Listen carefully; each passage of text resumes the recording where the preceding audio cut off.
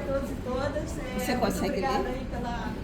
Tem que acender aqui, tem duas. Ah, sim, legal. Perfeito. Bom dia a todos e todas. Muito obrigada pela presença. É um prazer estar aqui na defesa, finalmente, da Marcele, com a tese Museus de Ciências Acessíveis, um estudo sobre acessibilidade institucional para pessoas com deficiência no Rio de Janeiro. A gente tem uma excelente banca, né? Vai ser muito bom aí contar com os comentários de vocês, Aline, Vivian, cadê a Marcele? Graciele. A Eleonora também aqui foi revisora. As suplentes não, né? Acho que tá bom. As suplentes vieram, mas, enfim, deixo então para a Marcele começar. Tem 40, 50 minutos para fazer a exposição. Eu vou avisar com 5 minutos antes. Quando acabar, eu vou sinalizar mais enfaticamente. Qualquer coisa, abre a sua mão, tá? E aí, depois a coleção vai ser até 30 minutos cada apoiador. Pode começar. Bom dia, obrigada pela presença de todos. Eu vou apresentar a tese intitulada Museus de Ciências Acessíveis, um estudo sobre acessibilidade institucional para pessoas com deficiência no Rio de Janeiro, orientada pela professora Luísa Massaroni.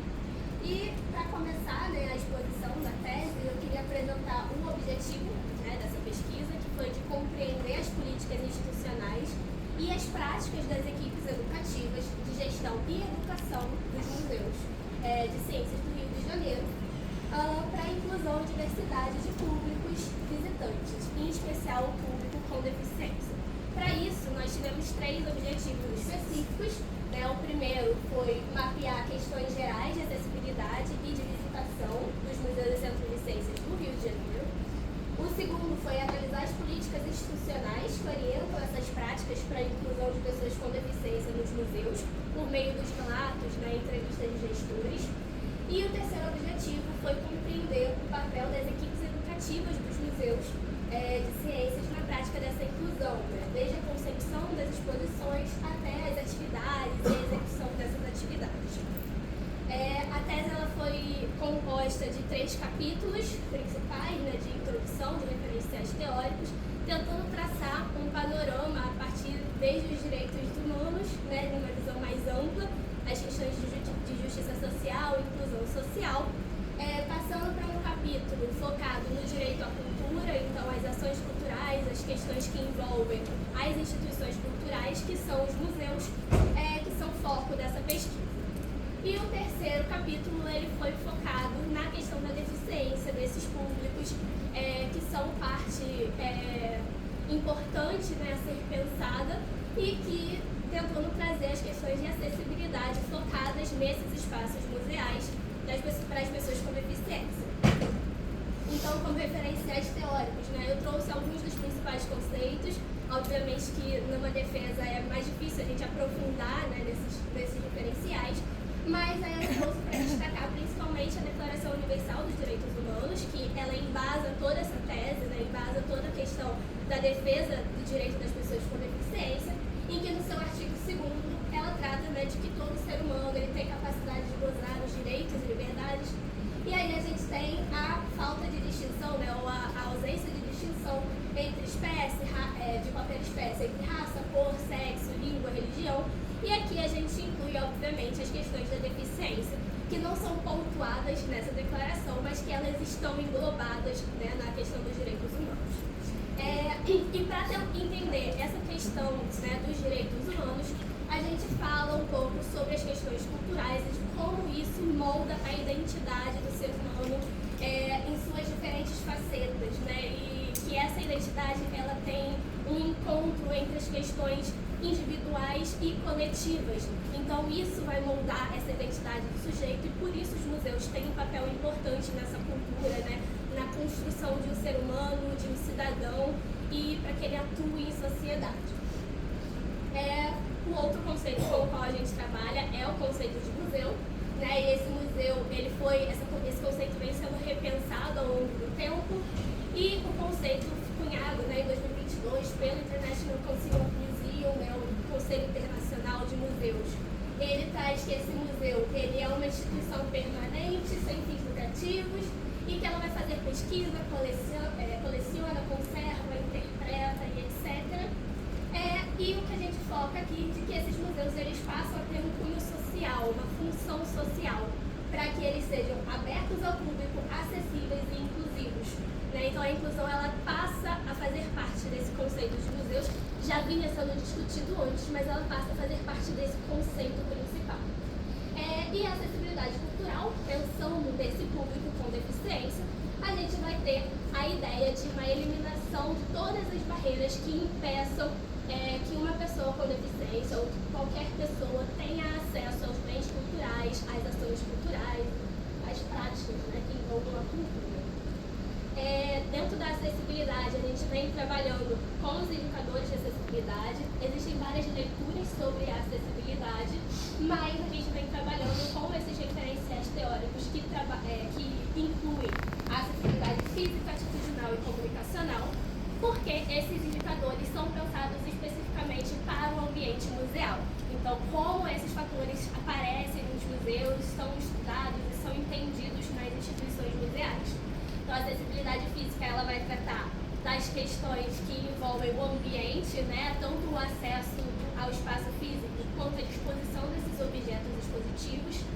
A acessibilidade atitudinal vai envolver a eliminação de preconceitos, a eliminação de atitudes que possam discriminar ou diferenciar as pessoas com deficiência, e isso vai incluir as políticas institucionais e também práticas que vão eliminar, para eliminar essas barreiras.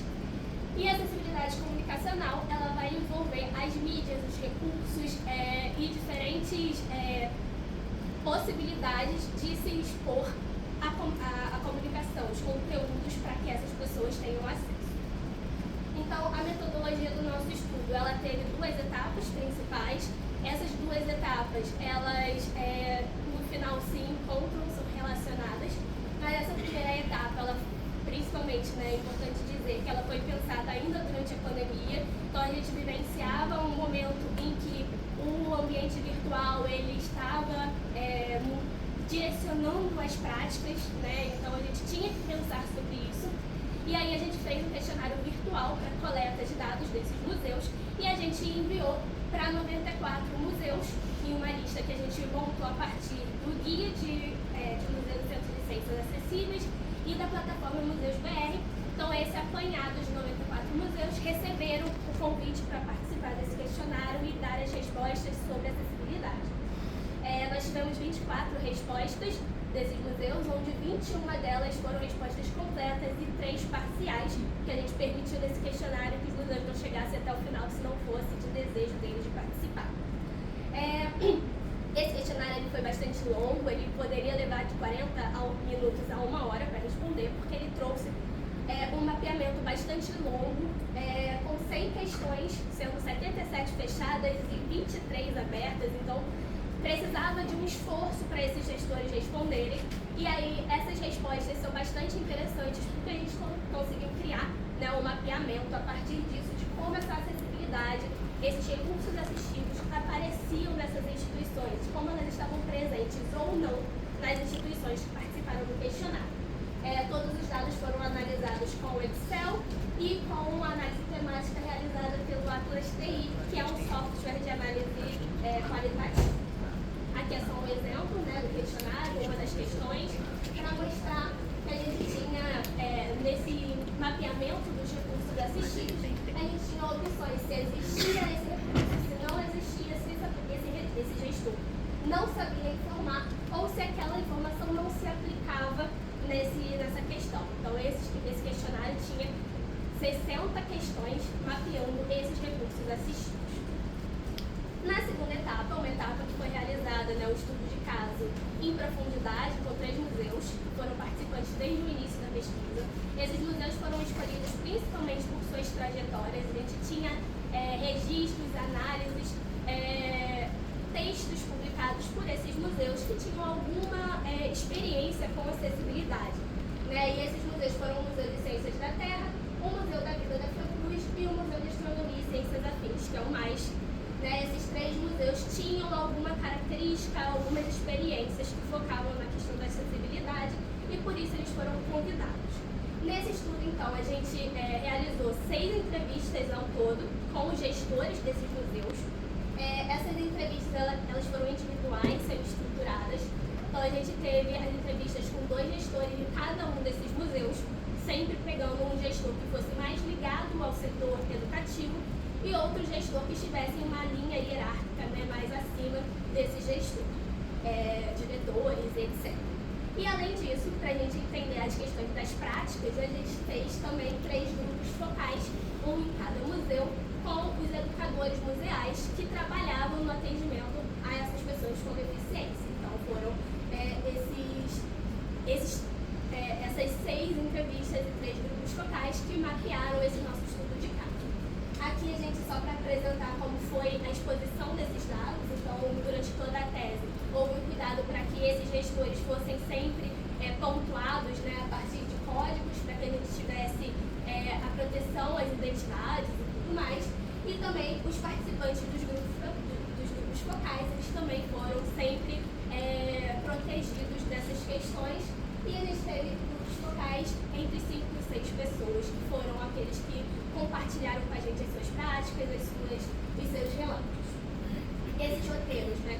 O das entrevistas tiveram 44 perguntas com 3 gestores e os grupos focais tiveram 32 perguntas que foram discutidas nesses grupos, onde eles foram mapeando as suas questões, né, tanto pessoais e de práticas que exerciam nos museus.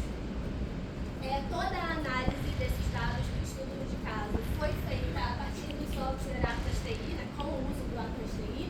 Foi realizada uma análise temática, onde os principais temas que apareciam nessa análise, eles foram sendo utilizados para codificar os resultados. Toda a análise foi feita manualmente pela pesquisadora, o software ele foi apenas um intermediário para facilitar essa codificação, essa organização, mas eu que montei todos os códigos, eu que realizei toda a análise. E ao final nós tivemos 19 subcódigos que foram agrupados na dimensão pessoal e na dimensão institucional. Essas dimensões elas aparecem principalmente porque estamos trabalhando com relatos de pessoas que têm as suas particularidades, suas formações e vivências pessoais, mas que se interseccionam, se interrelacionam com as suas práticas profissionais. Então a gente teve esses 2 eixos aparecendo nos relatos, tanto dos gestores quanto dos grupos focais. Aqui são todos os códigos que a gente utilizou, né? Então a gente teve na dimensão pessoal os conceitos que essas pessoas tinham sobre acessibilidade e inclusão, as formações que eram realizadas, enquanto na dimensão institucional a gente teve reflexões sobre esses museus, sobre essas instituições e como isso aparecia em diferentes códigos. Ao final, essas 2 etapas foram reunidas e relacionadas em uma triangulação de dados, e aí a gente apresenta aqui 3 principais reflexões a partir desses dados. Essas 3 reflexões, elas condizem, né, com as 3 sessões da discussão, e aí eu trouxe aqui os resultados para apresentar junto com essa discussão. Então, o primeiro dessas etapas, né, ele foi criado para 94 museus, aqueles que são respondentes, né, que responderam a nossa pesquisa, eles estavam concentrados na região metropolitana, que é onde a gente encontra a maior parte dos museus do Rio de Janeiro. Apenas 3 estavam fora dessa área, que ficavam em Arraial do Cabo, Paraty e Macaé, mas dessas 3 instituições, 2 forneceram apenas resultados parciais, então a gente não chegou a ter os dados sobre os recursos assistivos, por exemplo. E os museus que faziam parte do estudo de caso, eles estão localizados também na região metropolitana, né? São museus que têm uma grande visitação, são bastante conhecidos e têm essas experiências de acessibilidade, que foram o Museu de Ciências da Terra na URCA, localizado na URCA, o Museu da Vida, localizado em Manguinhos, e o MAIS, localizado em São Cristóvão. Então, 2 na Zona Norte, 1 na Zona Sul, e todos nessa região metropolitana do Rio de Janeiro. É importante comentar que os museus, existem dados de que os museus estão geralmente concentrados nas áreas urbanas, né, e a gente tem reflexões sobre isso dentro do campo dos museus, e a nossa pesquisa reflete também parcialmente essas questões, né? E essa questão da distribuição geográfica ser muito concentrada, ela trouxe dentro dos relatos dos gestores e dos grupos focais algumas estratégias utilizadas pelos museus para ultrapassar essas barreiras do acesso às instituições. Então, a gente teve relatos, por exemplo, do gestor do MCTER, falando que a itinerância, né, seria uma estratégia desse museu de alcançar públicos que não chegam a essa região onde o museu está localizado. Então, o gestor ele comenta, né, a gente consegue chegar em todos os públicos que jamais teriam a oportunidade de ver, sair do bairro. Imagine para chegar aqui no museu. Então, a itinerância é como uma estratégia para chegar a novos públicos. Né? No mais, também aparece no grupo focal e eles colocam isso como uma perspectiva do museu de adquirir um veículo para fazer atividades de planetário itinerante. E é importante a gente comentar que a itinerância por si só, ela é uma estratégia para alcançar novos públicos, mas ela não resolve a problemática de acessar, de levar esse conhecimento para pessoas com deficiência, porque é necessário que a gente pense as exposições como um todo e não apenas o acesso geográfico, o acesso físico a essas exposições. Então, um dos relatos do Museu da Vida, ele fala exatamente sobre uma das ações de itinerância que o museu realiza, que são as ações territorializadas, e ele coloca, né, acho que infelizmente as ações territorializadas, né, a exposição em si, em Manguinhos, ela não é acessível para as pessoas. Existe uma vontade, existe a necessidade, né, de que o mediador, o educador social, ele explique, descreva as placas, não tem questão do toque. Então, eles colocam como uma questão, né, de acessibilidade, também pensar essas exposições que vão itinerar, que vão ir até a população que não chega até o museu. A itinerância ela vem sendo estudada, né, em diversos artigos sobre a área museal, como uma forma de descentralizar as ações do museu. Então, é uma forma reconhecida, né, e que vem crescendo como uma iniciativa desses museus de chegarem até novos públicos. Mas, como eu comentei antes, essa questão de chegar a diferentes lugares, de ultrapassar as barreiras geográficas, ela não é suficiente para que a gente torne essas exposições plenamente acessíveis para os públicos com deficiência. Então, ainda é uma questão a ser pensada, né, a ser trabalhada, que não seja só a questão geográfica e física. Além disso, uma outra questão que é pontuada pelos gestores e grupos focais como uma forma de alcançar novos públicos é a presença virtual, já que ela foi crescente durante a pandemia. Né? Então, existia uma necessidade de que os museus se ampliassem a sua ação dentro do ambiente virtual para que eles chegassem aos seus públicos. E aí isso aparece como um relato desses gestores, né, e participantes, onde eles falam, por exemplo, no MAST, que existiu um edital onde eles ganharam justamente para compra de câmeras para fazer ações virtuais com os telescópios, né, de observação do céu.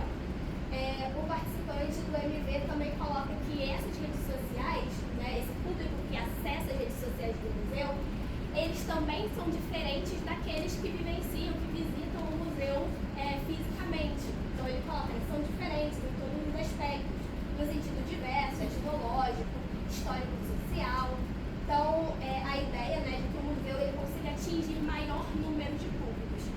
E isso é pontuado nesses diálogos, então, como essa presença virtual sendo importante para ampliar esses públicos. É importante ressaltar que um estudo antes da pandemia, ele mapeou, por exemplo, que 35 de 109 museus eram os únicos que tinham alguma presença virtual, então que tinham websites institucionais ou ação, né, nas redes sociais, e que isso cresceu, obviamente, durante a pandemia por uma necessidade de ocupar um novo espaço, mas que isso ainda não é pensado propriamente na questão da acessibilidade, ainda existe um caminho a ser percorrido. Um outro estudo realizado já com dados de 2021, ele aponta, né, que essas exposições acessíveis que estavam disponíveis em 2021, essas exposições tinham algum recurso assistido, mas na maior parte das vezes, esse recurso assistido, ele estava ligado à navegabilidade do site. Então, não era um recurso pensado para o público com deficiência.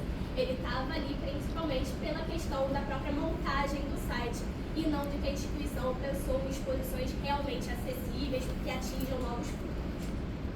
Então, é importante ressaltar, né, que a pandemia ela foi um grande motor para essa atuação virtual e que o setor cultural foi um dos que mais sofreu com a questão da pandemia. A gente teve cortes nas equipes, principalmente as equipes educativas, porque eles eram entendidos como desnecessários, já que não existiria um público visitando o museu presencialmente, e isso envolveu diferentes impactos nos museus, tanto que participaram da pesquisa e outros.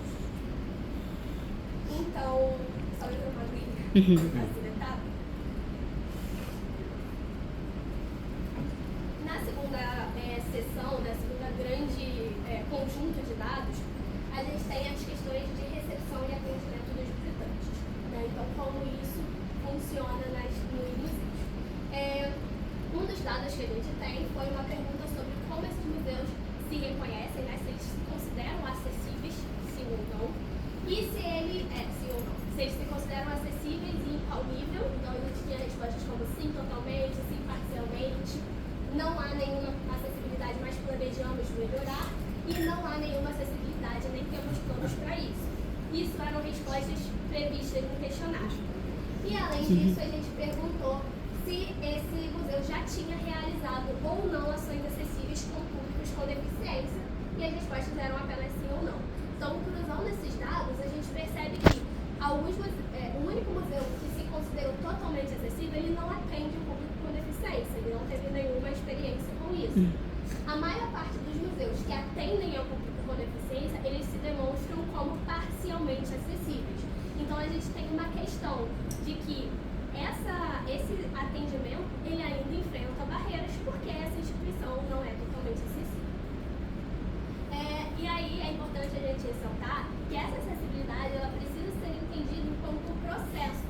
Então, as instituições estão em diferentes momentos desse processo. Algumas vão estar mais avançadas em algumas categorias, outras em outras categorias, em outras partes, e isso é importante que a gente mencione, de que é necessário que exista sempre uma preocupação de avanço, né? E isso aparece nesses discursos, nos relatos desses gestores e participantes. Então, eles colocam que a acessibilidade, ela precisa, né? Ela é um processo, e aí eles colocam que é um processo que ainda falta muita coisa. Então, sempre vai tentando melhorar, ouvindo o que as pessoas têm a dizer, e é por isso que é importante essa presença do público com deficiência nos museus, para que exista esse diálogo e esse retorno. No Museu da Vida, no grupo focal, a gente também tem uma reflexão sobre as etapas em que cada museu está, mas nesse caso internamente aos setores do museu, né? Então eles colocam que em alguns espaços existe mais conforto do que outros, né? E que às vezes simplesmente eles encontram tantas barreiras que não vai dar para chegar até o final com qualquer tipo de público. E isso é importante que a gente pense que, por mais avançado que cada museu esteja, ou em que fases da acessibilidade esse museu esteja, existem sempre etapas que possam ser melhoradas. E aí, a gestora, né, do Museu da Vida, que participou da entrevista, ela concorda com essa questão, e ela coloca uma reflexão que eu acho que é interessante trazer aqui. Sempre surgem novas necessidades para as quais a gente pensou que tivesse preparado para tudo, mas não está. Hoje a gente fala que o nosso museu ainda não é acessível. Ele tem atividades acessíveis, mas ainda está aquém do que poderia se dizer que é um museu acessível. Então, por mais que o museu tenha uma trajetória, tenha uma política e outras questões que fazem com que ele seja reconhecido como um dos mais acessíveis, eles ainda não se conhecem, não se reconhecem como totalmente acessíveis, porque sempre há coisas a melhorar, né? Então, é importante que essas instituições sejam vistas como, durante esse processo, estão em um processo contínuo de acessibilidade, em diferentes fases, né? E que essa acessibilidade plena, que é o que a gente gostaria de atingir, ela vai tratar da eliminação total de barreiras. Então, quaisquer barreiras que possam ser encontradas fazem com que essas instituições não sejam plenamente acessíveis. Então, a gente precisa entender que, enquanto há dificuldades, enquanto há barreiras a serem encontradas, a gente ainda precisa ter um trabalho das instituições para se tornarem mais acessíveis e resolverem essas barreiras. Um outro tópico, né, sobre o atendimento aos visitantes, né, quem são esses públicos, né? E aí a gente perguntou no mapeamento quais deficiências eram atendidas pelos museus. E aí a gente vê que dos 24 museus, a maior parte se disse atendendo a deficiência física, pessoas com deficiência física, autismo em segundo lugar, deficiência intelectual, e somente, né, menos instituições atendem deficiências sensoriais. Então, é uma questão questão ainda que se repete, né, em diferentes dados sobre acessibilidade em museus. Mas existe uma questão. Apesar de eu dizer que eu atendo diferentes deficiências, eu ainda não sei quem são esses visitantes. Eu não tenho dados sobre esses visitantes. Os museus ainda carecem de informações, de estudos de público para conhecer quem são esses visitantes. Quando a gente perguntou sobre a média de visitantes dos museus, em geral, a gente tem dados um pouco melhores.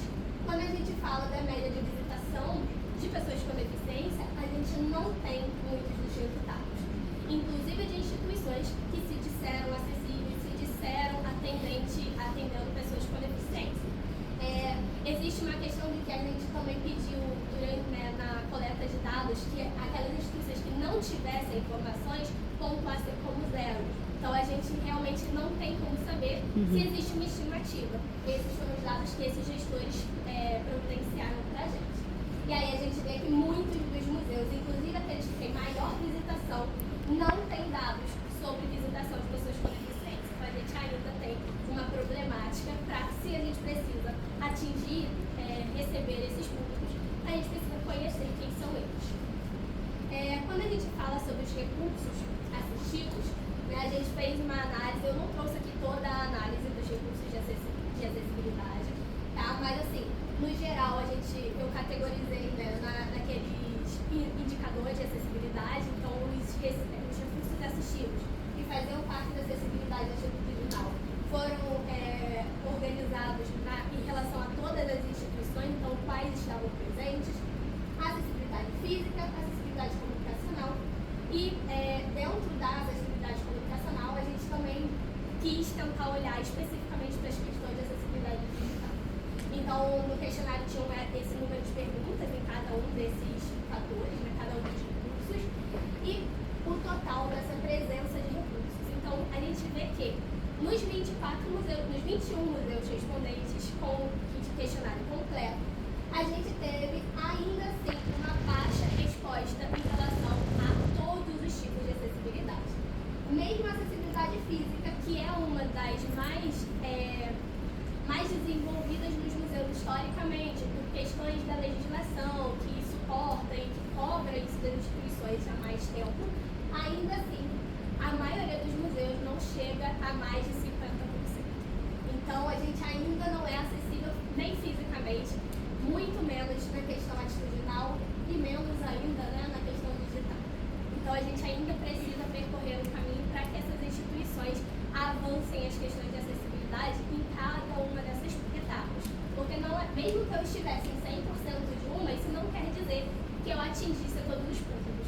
Então, eu preciso que todos os recursos de acessibilidade sejam desenvolvidos para que eu chegue naquela acessibilidade plena. Então, ainda é uma questão.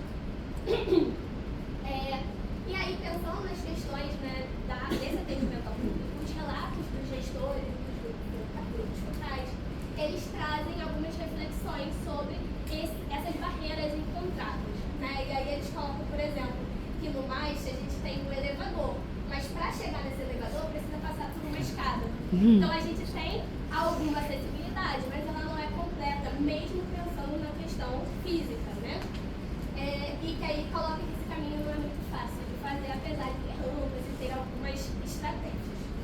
No Museu de Ciências da Terra, particularmente, eles colocam as janelas não abrem, os sistemas não funcionam, e o momento em que esse museu vivenciava, no momento da coleta de dados, era de um encerramento das atividades presenciais para uma reforma. Então, lembrando que a gente tira um recorte, então durante o momento da pesquisa eles estavam realizando principalmente ações de itinerância, porque eles estavam em um período de reforma do museu e uma tentativa de melhorar esses espaços. Mas isso é uma queixa de como eles estavam enfrentando as questões de acessibilidade. No Museu da Vida eles colocam mais uma vez de que eles descobrem que uma estratégia é realizada, mas precisa avançar em outras. Então, a gente foi percebendo, por exemplo, que precisava às vezes do modelo 3D, mas que isso era meio no susto, porque dependia de como esse visitante chegava e trazia a sua necessidade. E que eles foram tentando criar alternativas para que isso não fosse mais no susto, então de uma melhora ao longo do tempo. Então é importante aqui a gente relatar, trazer para vocês, de que os pensar naqueles públicos que a gente falou que são os mais recebidos, os mais atendidos pelos museus, os mediadores também relatam nos estudos que eles têm maior facilidade em atender pessoas com deficiência física, deficiência intelectual e autismo, e apresentam maiores dificuldades em atender os públicos com deficiências sensoriais, por exemplo. E isso é uma questão que aparece em vários estudos e que é importante a gente ressaltar, porque se a gente não tem os recursos, se a gente não tem uma instituição que ampare esses mediadores, esses educadores, a gente vai ter uma insegurança nesse atendimento. Então a gente precisa de um trabalho das instituições para melhorar esse processo. Né? E é importante a gente falar que conhecer esses públicos, né, que visitam os museus é essencial para esse avanço. Porque se eu não conheço os museus, se eu não conheço as pessoas que visitam esse museu, eu não tenho como ter o retorno delas e o avanço dessas estruturas, dessas questões. E aí uma questão que aparece é que 9% da população carioca do Rio de Janeiro, já que a gente está falando, né, de uma pesquisa baseada em museus do Rio de Janeiro, 9% dessas pessoas são pessoas com deficiência. E a gente ainda tem, obviamente, turistas que não são contabilizados nisso. E onde estão esses visitantes? Se a gente não tem esses dados, se eles vão aos museus, se eles estão nos museus, a gente não consegue avançar nessas questões de acessibilidade. A gente precisa ter estudos de público ainda mais eficientes para entender essas pessoas e conseguir avançar. Uma outra questão que é mostrada como importante para esse atendimento ao público é a contratação de pessoas com deficiência e a capacitação das pessoas que fazem parte dessas instituições. É importante a gente falar que a diversidade nas equipes ela também é importante dentro dos museus, porque é essa vivência no dia a dia, no cotidiano, que vai trazer olhares novos que talvez uma pessoa que não tenha deficiência não tenha essa possibilidade. Então a contratação e a capacitação de pessoas que estejam nesse ambiente também é importante para esse atendimento aos visitantes. E aí, uma das coisas que são pontuadas pelas instituições é o desenvolvimento de parcerias interinstitucionais. Então, o MAIS coloca, por exemplo, parcerias com o Instituto Benjamin Constant e o INES, né, o Instituto Nacional de Educação de Surdos, como formas de criar know-how ou conhecimentos sobre as questões de acessibilidade para avançar e formar as pessoas, né, a sua própria. Além disso, no Museu da Vida existiu, lembrando que a coleta de dados foi realizada em 2022, então era um recorte daquela época, existiram projetos que visavam a contratação de pessoas com deficiência para a equipe. Né? E esse projeto, assim, hoje ele já está em andamento, mas a nossa pesquisa não tem esses dados de como isso funciona. Então é importante a gente frisar que para essa capacitação constante, essa formação, é importante essas parcerias, né? E isso é pontuado em alguns estudos que focam na questão institucional, que vão propiciar aprendizagem mútua, iniciativas inclusivas, trocas de exposições e de experiências, e também cooperação em rede, que permita essa formação. Né? Já que a instituição não tem pessoas capacitadas, que a gente tenha diálogo entre essas instituições para promover isso.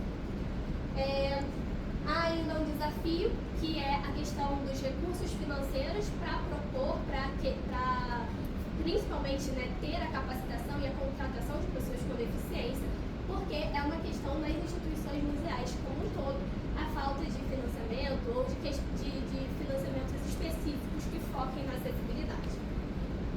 E esses custos são bastante altos para promover a acessibilidade no geral nas exposições, nas ações, então é importante que a gente pense sobre isso.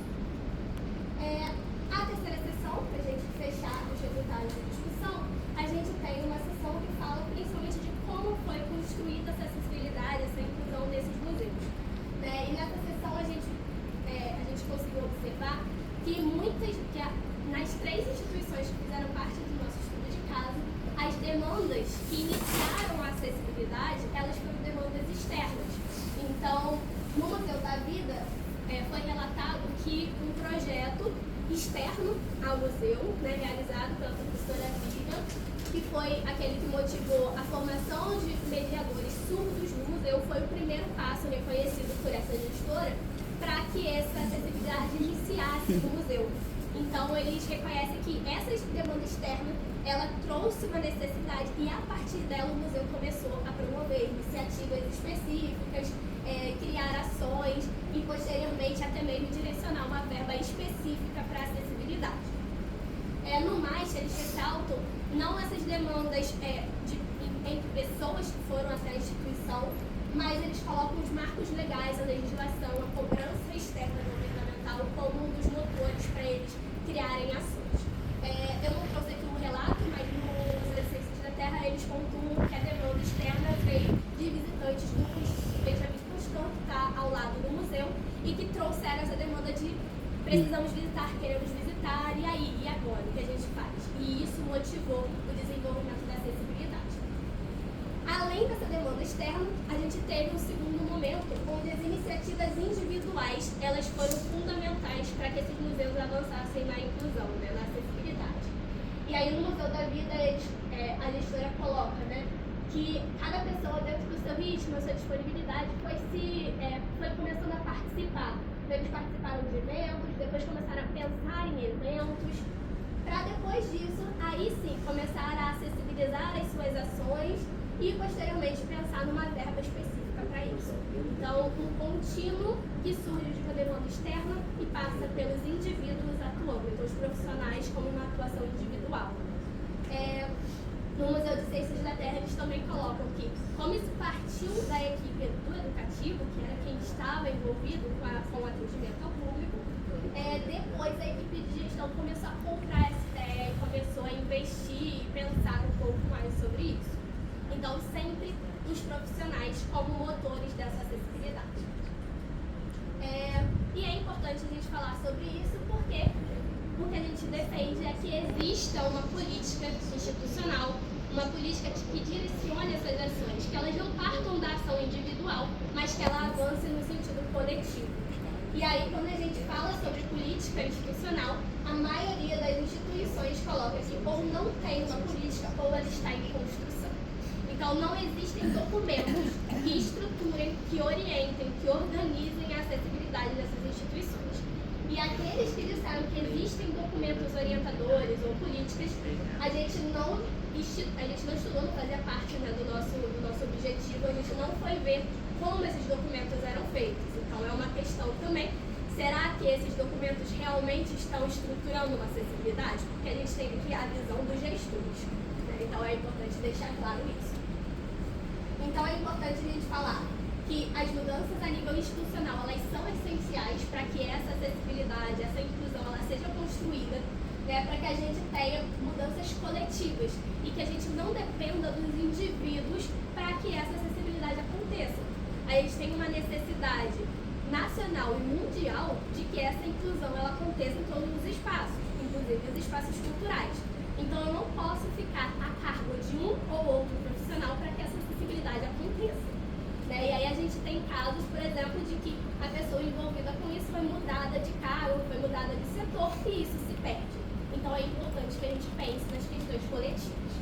E que o papel dos gestores ele é fundamental para direcionar tanto a criação de documentos que embasem essa ação, quanto direcionar as equipes. E por isso é importante que a gente entenda que se esses gestores estão cientes do que é a inclusão, se eles batalham por essa questão, para que a gente tenha toda uma construção coletiva da instituição. E quando a gente olhou para a diversidade das equipes, então como eram formadas as equipes dos museus, a gente viu que, em sua maioria, nós não temos pessoas com deficiência nas equipes dos museus. A gente tem equipes bastante grandes de pessoas que trabalham nesses museus que não têm deficiência. E a maioria dos museus ou não tem nenhuma pessoa com deficiência ou tem uma pessoa com deficiência. E menores ainda são os dados de pessoas com deficiência que trabalham diretamente no contato com o público, que é uma questão para a nossa pesquisa quando a gente está falando do atendimento de pessoas com deficiência. Então é importante que a gente pense que essa equipe diversa, ela é uma forma de ultrapassar a acessibilidade, a barreira atitudinal. É uma forma de promover que eliminem-se preconceitos, melhorem-se as atitudes internas à instituição para que exista um avanço nessa acessibilidade. E pensando nessa capacitação, nessa formação, né, que faz parte dessa equipe diversa, a gente tem aqui uma das respostas do questionário virtual onde eu falei que tinham questões abertas e fechadas, a gente perguntou como o gestor se via nesse papel de promover a acessibilidade. E um desses gestores colocou, né, que levaria essa pauta para o conselho diretor, promovendo cursos de formação, buscando contratação de pessoas, né, organizando eventos, articulando ações, e que isso é importante. E a gente também tem um relato, né, no Museu da Vida que mostra a importância de uma formação continuada desses educadores museais, de quem está no atendimento ao público. No Museu da Vida existe semanalmente um encontro entre as pessoas que trabalham nesse museu, e esse encontro ele é formativo em seus vários aspectos, inclusive no atendimento ao público com deficiência. Então é importante que o museu já tenha estruturado um momento de reflexão, um momento de pensar essa prática de atendimento ao público. Isso não existe nos outros museus que participaram do nosso estudo. Então, já estou seguindo para o final, a formação continuada dos educadores museais, ela é uma questão importante, né, para que a gente promova uma maior segurança desses educadores que vão atender os públicos, para a gente integrar essa política e reestruturar essas ações. Então, se a gente tem pessoas capacitadas, a gente tem um movimento contínuo de melhora. E é importante a gente ressaltar que novos editais têm surgido prevendo as questões de acessibilidade, então para financiamento de algumas ações, mas esses aportes financeiros ainda não são suficientes. Então é necessário um esforço governamental também, que não seja só dentro da instituição, mas também governamental, para amparar políticas para esses museus. Então é importante que a gente entenda que essa acessibilidade ela precisa ser uma meta institucional e ela precisa estar incluída em uma política que faça com que todos os setores trabalhem em prol da inclusão. Não apenas o setor educativo, que vai estar em contato com o público, mas que essa inclusão ela esteja e perpasse todos os setores que fazem parte do museu, que ainda é uma grande problemática.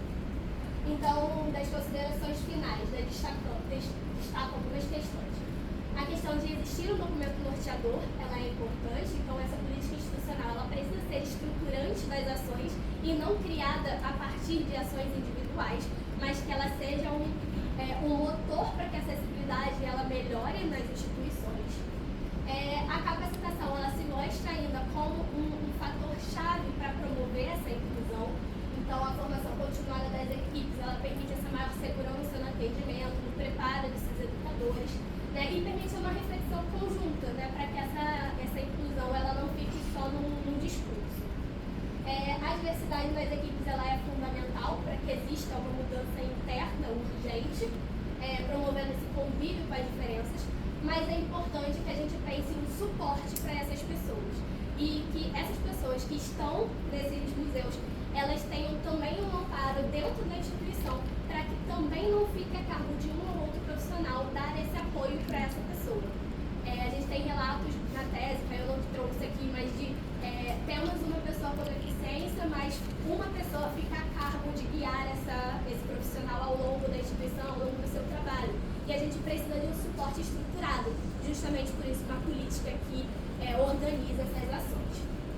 É importante a gente pensar que precisa conhecer sim a legislação, as necessidades, mas é importante uma prática, uma ação desses gestores para que eles realmente proponham e estruturem essas ações nos museus. Os vínculos frágeis dos educadores museais ainda é uma barreira importante, né? Falta de capacitação, a rotatividade desses educadores, porque a gente tem, geralmente os educadores são bolsistas, então tem um vínculo muito tênue com a instituição, eles mudam de instituição muitas vezes, então a formação, a capacitação, ela se torna um desafio, porque quando a instituição está formando aquele educador, acaba o período dele de bolsa e ele muda de instituição ou ele sai. Então ainda é uma questão que precisa ser pensada se a gente fala de política institucional. A questão do orçamento, então se a gente tem uma verba específica pensada para as ações de acessibilidade, que seja, que tenha base para que essas ações aconteçam. E não seja pensado só ao final da estruturação, mas que ela seja algo que direcione a todas as ações institucionais. Como perspectivas, né, eu trouxe algumas, obviamente tem muitos desenrolares. Aí a gente pode pensar em mapeamentos mais amplos e regionais que pensem essa acessibilidade. cotidiano desses museus, então em pensar como é essa prática realmente, né? Além da experiência desses educadores, mas como é aquele dia a dia, como é o atendimento quando uma pessoa com deficiência chega nessa instituição, qual o protocolo de atendimento, o desenvolvimento de ferramentas, e aí eu acho que é uma das coisas que para mim surge como principal a partir dessa tese, que a gente pense em ferramentas que amparem essas políticas públicas, porque a gente tem resultados, mas o que a gente faz com eles? Como a gente ampara que isso avance no sentido governamental? Então são perspectivas importantes dessa pesquisa. E é importante ressaltar que, obviamente, como essa pesquisa ela tem um cunho qualitativo, né, ela não pode ser generalizada. A gente está falando de um recorte, de um retrato de algumas instituições, a gente está falando de um retrato num período específico, né, que foi posterior à pandemia, da coleta de dados, e que não é possível que a gente generalize, mas é possível que a gente utilize esses dados para pensar a nossa realidade. E, como eu falei, esse retrato desse período que a gente não tem como saber o que aconteceu depois. A gente está olhando para aquele momento histórico. Então, para responder a pergunta de pesquisa, né, como os museus de ciências têm construído suas ações de acessibilidade para públicos diversos, a gente ofereceu uma sistematização desses dados atualizados de recursos assistivos e um estudo de casos de profundidade pensando nessas experiências, esses relatos. No atendimento ao público com deficiência, tanto de gestores quanto educadores museais, e evidenciou esse percurso histórico das instituições. Então, para finalizar, né, eu queria dizer que a inclusão ela é urgente e necessária para assegurar o acesso à cultura, à educação e à ciência, que são as bases da nossa pesquisa, né? O que a gente deseja com a nossa pesquisa é que exista esse acesso a todos, mas principalmente pensando nas pessoas com deficiência, de uma maneira estruturada e planejada, para que a gente vença o improviso e o vamos dar um jeitinho, mas que isso seja pensado, estruturado e organizado. Então, é isso. Eu queria agradecer a todo mundo e obrigada por vocês estarem aqui, meus amigos, minha família. Não foi fácil chegar aqui, né, Luísa? Mas a gente chegou e eu estou muito feliz de ter esse momento para discutir com vocês, para pensar sobre essa coisa. Obrigada.